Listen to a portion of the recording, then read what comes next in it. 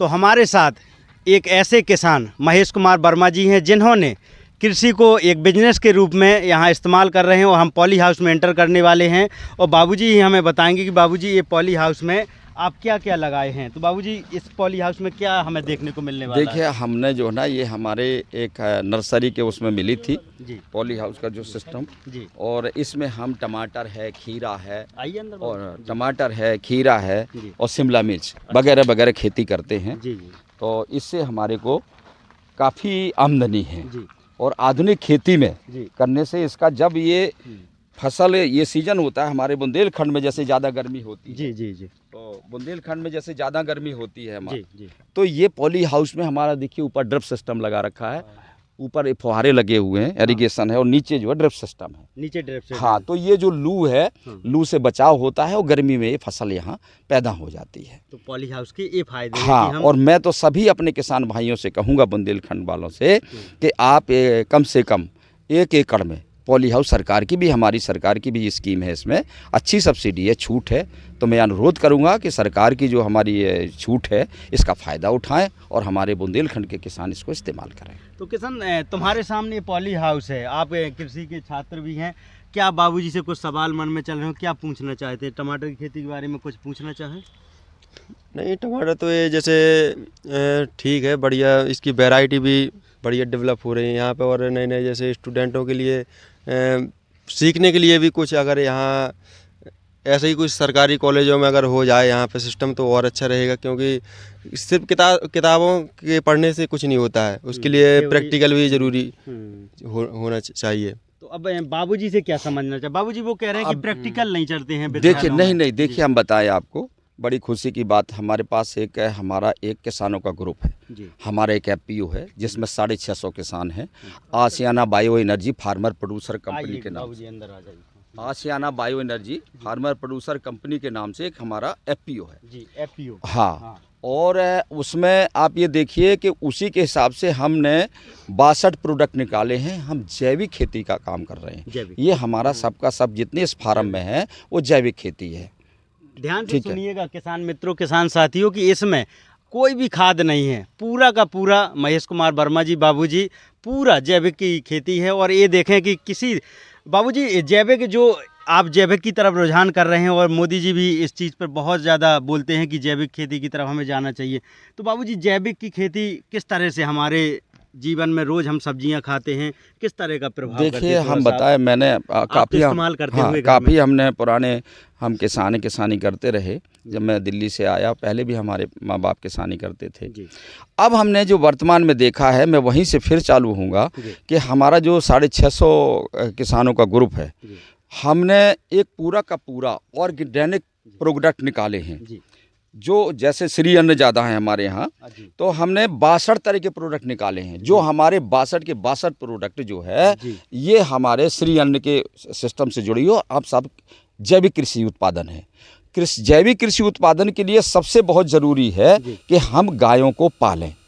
आप बाहर से फार्म में खरीद करके उतना गोबर नहीं डाल सकते जितना हमारे खेतों में ज़रूरत है। तो बाबूजी हमें गाय भी देखने को मिलने वाली। जिस दिन आपने अगर जैविक खेती का प्रोग्राम बनाया या स्टार्टिंग करेंगे, मैं सब किसान भाइयों से अनुरोध करूंगा कि उन्हें 1-2 गाय तो जरूर पालना ही चाहिए, क्योंकि गायों के गोबर के बगैर आप बाहर से इतना उत्पादन नहीं डाल सकते जितना हमें चाहिए। इसलिए आज मेरे पास 20 गाय हैं इस वक्त। उसी से हम केंचुआ खाद बनाते हैं, वर्मी कंपोस्ट बनाते हैं, जो हमारे यहीं फार्म में बिकती है। हम 1 किलो 20 रुपये का जो है परचून देते हैं, और कोई थोक 25 किलो या 30 किलो 50 किलो लेता है, वो हम 15 से 18 रुपये किलो देते हैं। बाबूजी, मैं प्रेम सिंह किसान जी, शायद आप जानते हो, बांदा वाले, अच्छी तरह जी, उनसे भी परिचय हमारा है, हम उनसे भी इंटरव्यू ले चुके हैं। बाबूजी, मैं इधर नज़र पड़ी तो ये फल टूट चुके हैं कि कोई रोग है, कोई बताएंगे बाबूजी? ये क्या, ये किसान साथियों को टमाटर, ये देखिए उसका क्या हुआ, ये रोग नहीं है। अच्छा। ये हमारा जो अभी मौसम खराब हुआ, अच्छा, ये कोई ऐसा रोग नहीं है। अब ये क्या हुआ कि अभी मौसम खराब हुआ, मौसम खराब होने की वजह से कुछ जो हमारे फ्लावर हैं, ये जो फूल हैं, कुछ वो झड़े हैं। ये बीमारी की वजह से नहीं है, क्योंकि आपने देखे होंगे 1-2 ही नज़र आएंगे, तो ये मौसम की वजह से है। और ये देखिए छोटी मोटी बात होती रहती है, इसकी हमें चिंता नहीं करनी चाहिए। बाबूजी, ये कितने एरिया में अपना पॉली हाउस है? ये हमारे ये समझो 500 मीटर में ये है। टमाटर भर का हाँ बीज जी, है। हाँ जी, हाँ जी। तो इससे बाबूजी कितनी उपज लेने वाले हैं, कितना कुछ एक कैलकुलेशन हो? देखिए हमारा जो अभी हमने लगाया है, हम्म। अब आप देखिए कि इसमें हमारा कम से कम में एक पौधा, अभी ये हमारा हमने पहली बार लगाया है इसमें टमाटर, बाकी जो हमारा बाहर है तो हमने 60,000 का करीब 1 बीघा में टमाटर उत्पादन किया था। 60,000। हाँ, और इसमें हमारा उत्पादन कि हमारा हम 500, हालांकि आधा बीघा है, 500 मीटर, इसमें भी हमारा हिसाब से जिस तरह हमारी ये फल दे रही है, ये देखिए जिस तरह हमारे फल लगे करीब हैं, दिखाइए हमने थोड़ा। पहली बार लगाया है, देखिए जैसे है, हाँ, तो हम 1 लाख रुपए का टमाटर, 80 से 1 लाख रुपए का हमारा टमाटर इसमें निकल आएगा। निकल आएगा जी। जी। So इसका हमें भाव भी देखिए, हाँ। हमारा इसका भाव गर्मियों में मिलेगा, जी। जो कि हमारे यहाँ गर्मियों में टमाटर सूख जाता है, कम मिलता है, कम बिल्कुल आता बाहर है। का जी, टमाटर और आता है। हमें करना भी यही चाहिए। हाँ। हमारे बुंदेलखंड के जो किसानों को हम यही कहेंगे जी। कि हमें जब सबसे मेन चीज़ है, हमारी जो बुंदेलखंड के किसानों की मार है वो हमें उचित रेट बाजार में नहीं मिल पाता, क्योंकि हम जब लेते हैं तो एक साथ किसानों की बहुत सारी फसल आ जाती है। हाँ जी, हाँ जी। और अन्य सीजन में अगर फसल उगा के दें तभी तो बात है। हाँ जी, हाँ जी। जी। अब जैसे हमारी वैरायटी, अब देखिए हमारे यहाँ टमाटर लगाते हैं, वो दूसरी वैरायटियाँ लगाती है, नामधारी है, ये 8 फुट 7 फुट तक जो है ये टमाटर। बाबूजी क्या वैरायटी का नाम? रामधारी। रामधारी। हाँ, रामधारी जी। तो ये जो है ये इसी के लिए बनाया जाता है, जो इसमें पॉली हाउस में जो काम आए। जी जी। अब बाबूजी रस्सियों की, ये जो मैं काफ़ी जगह टमाटर की जो भी आधुनिक नए तरीके से खेती कर रहे हैं, रस्सियों का, ये बल्लियों का सपोर्ट जरूर रहता है। तो बाबूजी ये उन किसानों ने भी बताया था कि पेड़ में इतना फल आ जाता है कि टूटने का डर रहता है, तो इसका यही सपोर्ट है, कुछ और राज है इसका? नहीं, देखिए क्या है कि इसमें 2 बात होती है जी। कि जो इसकी जो वैरायटी होती है, अच्छा। ये फल ज़्यादा देती है, फल ज़्यादा देती है, फल ज़्यादा देती है, और इसका जो है ना ये बढ़ता ज़्यादा है।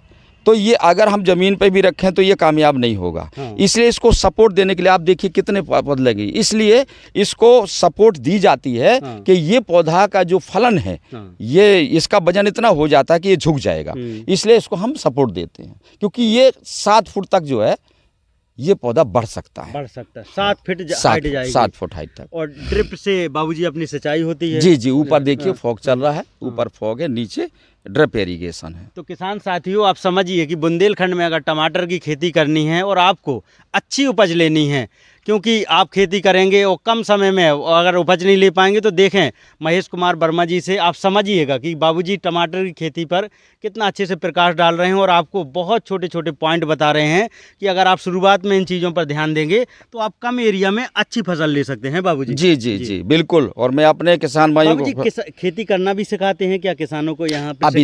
अभी देखिए प्रशिक्षण जैसे अभी हमारा हुआ था, तो अभी हमारे कृषि विश्वविद्यालय बांदा से हमारा एक बैच आया था, आता रहता है। तो वहाँ हम लोग जो हमसे बनता है, हम अपने सब नवे बच्चों को, नवे साथियों को यहाँ पर प्रशिक्षित करते हैं। मैं राठ से आया हूँ, BNB इंटर डिग्री कॉलेज के कोई आए हैं क्या छात्र यहाँ? अभी तक नहीं? मैंने वहाँ तो नहीं देखे, लेकिन उसका बांदा विश्वविद्यालय से हमारे 2-3 बैच निकल चुके हैं और हमने उनको एक बार सर्टिफिकेट भी दिया है। तो मैं अपने BNB डिग्री कॉलेज के प्राचार्यों से भी कहूँगा कि यहाँ अपने बच्चों को ज़रूर भेजें और थोड़ा देखें ज़मीन पर आकर, क्योंकि किसान ने कहा है कि हमें उतना अधिक प्रैक्टिकल करने को नहीं मिलता है। तो वो भी MSc के छात्र हैं, मैं साथ में लेके आया था उन्हें, आपका खास तौर पे फार्म दिखाया। मैं सभी आपके चैनल के माध्यम से सभी बच्चों को, सभी अपने किसानों को अनुरोध करूँगा कि हम आपस में जहाँ हमें कोई चीज़ ऐसी मिलती है, आना चाहिए और सीखना चाहिए। बाबूजी मेरे मन में एक सवाल और आ गया, क्योंकि ज़्यादातर कहेंगे बाबूजी अब लागत लगा चुके हैं, किसान डरते हैं लागत से। अब बाबूजी ये एरिया देख के किसान सोचेगा कि इसमें लागत कितनी आ गई, बाद में मुझे लेनी है। तो आप बाबूजी लागत बता दें कि इस एरिया बनाने में लागत कितनी लगेगी, वो किसान कितने सालों तक इसी बने हुए एरिया से कमाता रहेगा? देखिए किसान लागत लगाने से बहुत डरता है। देखिए एक बात है जी, सबसे मेन चीज़ हमारे बुंदेलखंड में किसान क्यों डर रहा है कि हम लगाते हैं छोटे एरिया में। अच्छा। और छोटे एरिया में लागत ज़्यादा लगती है, इसलिए मैं सब किसानों से अनुरोध करूंगा कि हमारे पास इसकी सरकार का हम अपनी सरकार का बहुत बहुत धन्यवाद देंगे कि इसमें 50% से 35% तक सब्सिडी है। अच्छा। ठीक है, वो किसान अपने उद्योग या उद्योग विभाग जाए या कृषि विभाग जाए और इसकी अच्छी तरह से जानकारी ले। तो अगर जानकारी ले तो किसान करना चाह रहा है, मैं अपने किसानों को अनुरोध करूंगा, 1-1, 2-2 किसान मिलकर के इस काम को कर सकते हैं, इकट्ठा कर सकते हैं। और सरकार ऐसी बात नहीं है, सरकार तैयार है। बशर्ते हम काम करने को तैयार हों। पैसा ठीक है, बड़ी लगता है, आप घर से मत लगाइए उसको। कृषि विभाग है या हमारा उद्यान विभाग है, जहाँ ये सब्सिडी है वहाँ पर जाएं, अधिकारी से मिलें, और अगर आप काम करने के इच्छुक हैं तो इसमें ज़्यादा परेशानी की ज़रूरत नहीं है, और विभाग से आपको आसानी से लोन मिल जाता है, बशर्ते आपको काम करने की नीयत हो। तो हमारे साथ महेश कुमार वर्मा जी बाबूजी हैं, और आपने कितनी आसान भाषा में बाबूजी ने समझाया है कि आपकी नीयत है, आप मेहनत करना चाहते हैं तो सारी चीज़ें उपलब्ध हैं, सरकार भी आपकी मदद करेगी। और बाबूजी के तो दरबार हमेशा किसानों के लिए खुले हैं। बाबूजी ने कहा कि यहाँ पर हम प्रशिक्षण भी चलाते हैं, जो भी किसान जिस चीज़ में उन्हें समझ में नहीं आता तो यहाँ आके सीख भी सकते हैं। तो बाबूजी आपका बहुत बहुत शुक्रिया इस टमाटर की खेती को समझाने के लिए, और आगे के पॉली हाउस में आगे की चर्चा करेंगे। जी, धन्यवाद। तो हम टमाटर के पॉली हाउस से निकलकर एक नए पॉली हाउस में अंदर प्रवेश कर रहे हैं, और बाबूजी से समझते हैं कि इस पॉली हाउस में क्या लगा रखा है। तो आइए, श्री किशन है हमारे साथ और हम समझते हैं। ये बाबूजी, ये शिमला मिर्च दिख रहा है, जिस तरह शिमला मिर्च का पॉली हाउस है आराम से। तो ये बाबूजी लगता है कि अभी ज़्यादा समय नहीं हुआ, अभी की लगी हुई शिमला मिर्च है। जी, हाँ, फल तो आ चुका है किसान। ये देखें, इसमें भी, इस पौधे में भी, सब में लगभग एक दो देखिए हमारे। अरे वाह, ये ये तो छुपे थे। ये देखिए कितने अच्छे फल हैं और कितने चमकदार। बाबूजी, शिमला मिर्च मार्केट में आती है उससे कहीं ज़्यादा अपनी चमकदार शिमला मिर्च है। बाबूजी, ये कौन सी वैरायटी है? ये हमारी BNR की है। हमने BNR का बीज लिया था जी, तो उसका लगाया था। अच्छा, तो अभी हमने कंपनी BNR है, बाकी मैं आपको वैरायटी के लिए माफ़ी चाहूँगा। जी। बाकी BNR कंपनी के कितने दिनों का पौधा हो गया बाबूजी? ये हो गया 2 महीने का। 2 महीने का। हाँ जी। फल इसमें फूल आना कितना, 1 महीने में चालू हो? नहीं, हाँ। ये आया था 1.5 महीने में। 1.5 महीने? हाँ, नहीं, ये हो गया 2.5 महीने का। हाँ। जो था वो समझो कि आपको, अगर हमने बीज रोपण किया था तो ये प्रक्रिया करीब 3 महीने की लगभग हो गई। 3 महीने बस देखा जाए जब से हमने बीज लगाया था। तो बाबूजी, इसका एरिया उतना ही है जितना टमाटर का था? नहीं, ये 200 मीटर है। ये 200 मीटर हाँ। है, 200 मीटर का एरिया है। हाँ। बाबूजी, टोटल अंदाजा होगा कितने पौधे होंगे इसमें? अंदाजा लगभग एक लाइन क्यारी 1 2 3 4 5 6 7 8 9 10 क्यारी दिख रही है। उस तरफ मूली लगी हुई है, और एक में लगभग कितने 20 पौधे होंगे? 200 पौधे के लगभग। 200 पौधे के हाँ जी, लगभग। हाँ जी। हमने गिना नहीं, वैसे आप जानते हो किसान तो उठा के 200 पौधा है जो है ना लगभग हमने। और मैं अपने किसान भाइयों से ये बात और कहूँगा कि हमने असल पे पहली बार ये शिमला मिर्च लगाई है। अच्छा, ट्रायल है? ट्रायल लेने के लिए, लेकिन इतनी हमें उम्मीद नहीं थी जितना इसमें फलद हुआ। अच्छा, वास्तविकता हमें यही चीज़ें करनी है भाई। देखिए, जो चीज़ आम है, आम लगाओगे तो उसकी मार्केट नहीं मिलती है। इसलिए शिमला मिर्च की हमारे यहाँ बुंदेलखंड में उपज नहीं है। अब उपज ना होने की वजह से हम लोग लगाते नहीं है। तो हमने यही देखा कि क्या ये यहाँ हो सकती है, और देखिए आप, इतनी छोटी छोटी से पौधों में कितनी अच्छी शिमला मिर्च लगी हुई है। और मैं सब अपने किसान भाइयों से अनुरोध करूंगा कि वो शिमला मिर्च लगाएं। और लेकिन शिमला मिर्च यही गारंटी है कि वो पॉली हाउस में लगेगी। तो आप पॉली हाउस की तरफ जाएं, अवश्य जाएं। यहाँ का टेम्परेचर कैसे मेंटेन होता है? देखिए, पॉली असल पे क्या है, पॉली हाउस भी 2 तरह के होते हैं। एक पॉली नेट होता है, एक पॉली हाउस होता है। पॉली हाउस जो, जैसे आप खड़े हैं तो हम एक ड्रिप सिस्टम या उससे कर सकते हैं, लेकिन अगर असली पॉली हाउस जो होता है वो टेम्परेचर को मेंटेन करता है। वो अभी ये नहीं है, वो बड़ा महंगा है और उसकी कॉस्ट ज़्यादा होती है। उसकी तरफ भी रुझान है बाबूजी क्या? नहीं, बिल्कुल। अब हमारा ये विचार है कि अब हम इस तरफ के ऐसा कर सकते हैं, तो हमने सोचा है कि हम 1 एकड़ में, अब अगली बार हमारा लक्ष्य है कि 1 एकड़ में हम वो टेम्परेचर वाला पॉली हाउस लगाएंगे। तो मैं बाबूजी की तरफ से ये शब्द कहना चाहता हूँ कि जो अपने बुंदेलखंड के किसानों के मन में धारणा है कि अपनी बुंदेलखंड की मिट्टी में शिमला मिर्च नहीं होगी, ये नहीं होगा, या जो भी फसल आप सोचते हैं नहीं होगा, बाबूजी उन सब फसलों पर ट्रायल कर रहे हैं, और ट्रायल क्या करके दिखा रहे हैं। जो आपकी ये मट्टी है बुंदेलखंड की, बाबूजी ये सब कुछ के लिए है। जैसे आप जिस तरीके से नई चीज़ें उगा रहे हैं, मुझे तो लगता है कि सब कुछ अगर किसान चुने, सब कुछ उगा सकता है। देखिए, हमारा यही, हम जो है, हम किसान क्यों सफल नहीं हो पा रहे हैं? अच्छा। इसकी असली वजह यही है कि जब हम कोई फसल बोते हैं वो हमारी कम होती है। जब हमारे किसान ज़्यादा बोएंगे, अब जैसे इतना है, अब इस फसल को हम महोबाई तक ले जा सकते हैं, बाहर नहीं ले जा सकते। मार्केट को हमें नहीं मिलेगा, और मार्केट ना मिलने से किसान बेचारा पिट जाता है।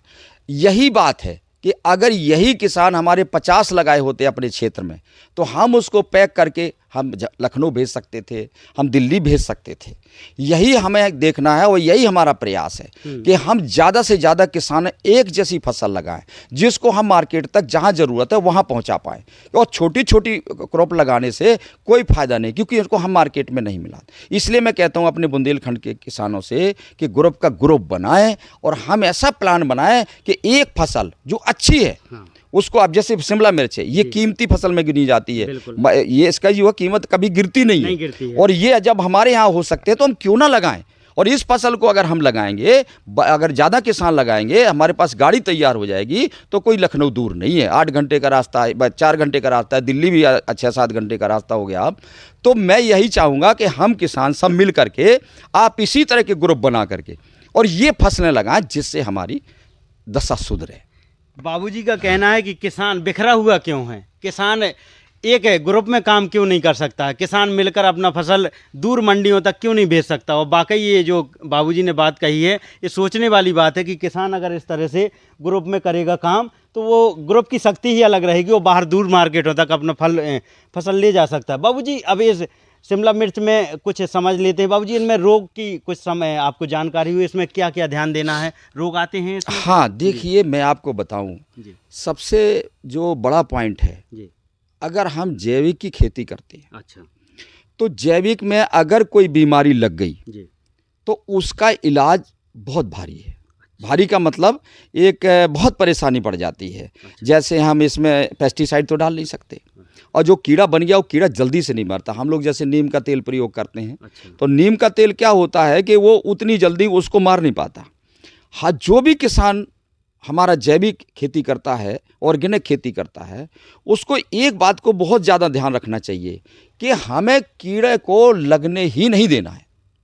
मतलब हमें रोग के पहले ही हाँ, रहना, आने से देखिए आप जैसे आपने लगाया पौधा, लगाया पौधे पे हम टाइम पे केवल नीम का तेल छिड़काव करते रहें, ठीक है ना।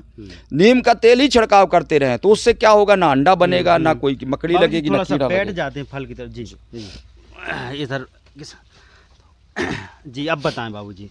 अब जैसे हम यहाँ से हमारा पत्ता हुआ, फल हुआ, तो जब हम यहाँ से छोटे छोटे जो पौधे होंगे, अब जैसे हल्का फुल्का है, तो इसमें थोड़ा सा क्या होगा कि जैसे हम अपना कोई भी हो तो हम वो जो बनाते हैं अर्क वगैरह, तो उसमें जो है इससे कोई ज़्यादा नुकसान नहीं होता और जल्दी आराम लग जाता है। अब मैंने आपसे कहा था कि जैसे हमारा पौधा हुआ, पौधे में अगर शुरू से ही हम इस पे नीम का तेल डालते रहें, रामबाण है नीम का तेल, अच्छा, उसका नीम का तेल का छिड़काव करते रहें, तो इसमें ना तो अंडे बनेंगे, ना फफूंदी लगेगी, अच्छा, ना कीड़ा लगेगा। बहुत बढ़िया। और जब कीड़ा ही नहीं लगेगा तो ये हमें और दवाई या और परेशानी की कोई दिक्कत ही नहीं है। अगर एक बार एक टाइम से आप छिड़काव करते रहिए, अगर एक बार इसमें कीड़ा लग गया तो फिर उसको मारना बहुत दिक्कत है।